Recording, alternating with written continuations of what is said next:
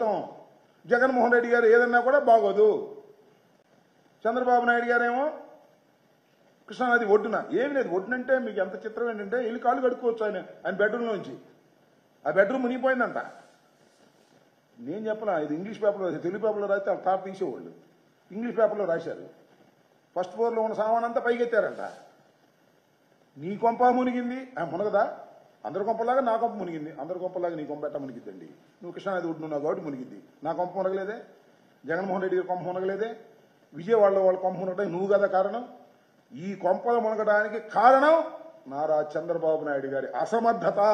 ఈ విషయాన్ని గమనించుకోకుండా 24 గంటలు తిరిగి రోజు గంటల తరబడి ఉపన్యాసాలు చెప్పి తాను చేసిన తప్పును రైట్ అనిపించుకోవాలని చేస్తున్న ప్రయత్నాన్ని మనం ఖండించాలి. బుద్ధి రావాలి చంద్రబాబు నాయుడు గారికి అని నేను కోరుకుంటున్నా. నాకు చాలా చిత్రం. అసలు ఎప్పుడైనా సరే నేను ప్రజల్లోకి వెళ్ళి పనిచేస్తాను అంటున్నాడు. హుదూద్ తుఫాన్ వచ్చినా కూడా నేను జనంలోనే ఉన్నాను అంటున్నాడు. ఉప ముఖ్యమంత్రి గారు వేరే మాట్లాడుతున్నాడు. పవన్ కళ్యాణ్ గారు ఆయన అంటున్నాడు, నేను జనంలోకి వెళ్తే జనం వచ్చేసి తొక్కేస్తారు, అధికారులందరూ నా చుట్టూ తిరుగుతారు, పనులు జరగవు, రిలీఫ్ వర్క్స్ జరగదు, అందువల్ల నేను వెళ్ళట్లేదు అన్నాడు. ఎస్, కరెక్ట్ అంట. నేను జగన్మోహన్ రెడ్డి గారు కూడా అదే చెప్పారు. ఒక ముఖ్యమంత్రి వెళ్ళి అక్కడ కూర్చుంటే ఐఏఎస్ ఆఫీసర్లు, ఐపీఎస్ ఆఫీసర్లు, పోలీస్ యంత్రాంగం అంతా వచ్చి ఆయన చుట్టూ నిలబడి సెల్యూట్లు కొట్టే పని చేస్తారు తప్ప కార్యక్రమాలు చెయ్యరు. ఇది వాస్తవం. ఈ వాస్తవం ఉప ముఖ్యమంత్రి గారికి తెలిసింది, కానీ ముఖ్యమంత్రి గారికి తెలియలే. ఎందుకంటే సీనియర్ కదా, విజన్ కలిగిన వాడు. ఆ విజన్ కలిగిన వాడికి తెలియదు.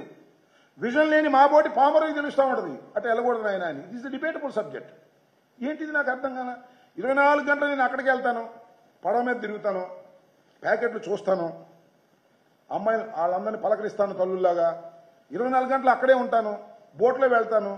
ఇవాళ బుడ మీద బోట్లో వెళ్ళాడు, అది క్లిక్ అంతే. TV5, ABN రోజు వార్తలు. తెగ తిరుగుతున్నాడు, ఈ వయసులో తిరుగుతున్నటువంటి మహానుభావుడు, గొప్పవాడు, ఇంతమంది చనిపోవడానికి కారకుడు అని చెప్పేవాడు లేడు. ఈ షో వర్క్ కార్యక్రమాలు నువ్వు చేసిన తప్పును కప్పిపుచ్చుకోవడానికి చేస్తున్నటువంటి ఓవర్ యాక్షన్ తప్ప మరొకటి కాదు అనేది నా అభియోగం.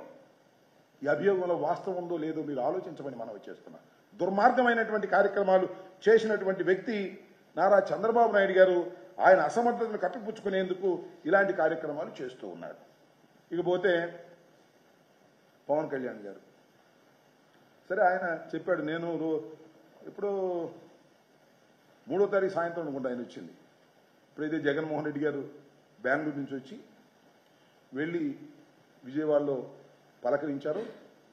ఆ తర్వాత అప్పుడు దాకా పాపం ఆయన కనిపించలేదు.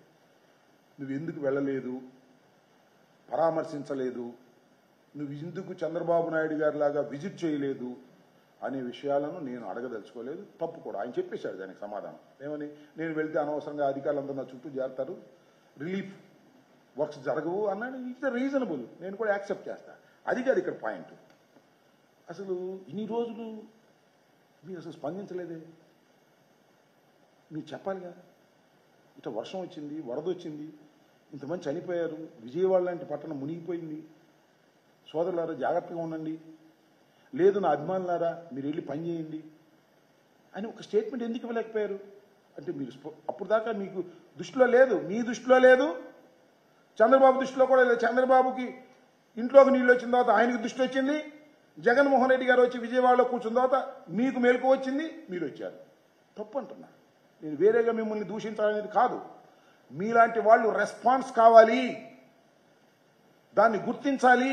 అదేమంటే మీరు వస్తే ఇరుచుకుపడతారు జనం, పోలీసు వస్తారు. మీరు ఇంతకు ముందు ఇరుచుకుపడతారు జనం అనుకున్నప్పుడు ఎప్పుడు ఆగలేదు సార్. మీరు వచ్చారు. చాలా సందర్భాల్లో మేము అపోజిషన్, మేము పవర్లో ఉన్నప్పుడు మీరు వచ్చారు. ఎంతమంది వచ్చినా కూడా, అడ్డం వచ్చినా కూడా మీరు గట్టిగా అపోజిషన్ వైపు నుంచి గట్టిగా పనిచేశారు. మీరు శభాష్, నేను కాదంటలా. మీ వల్లే అధికారంలోకి వచ్చాడని చాలా మంది, చంద్రబాబు మీ వల్లే అధికారంలోకి వచ్చాడు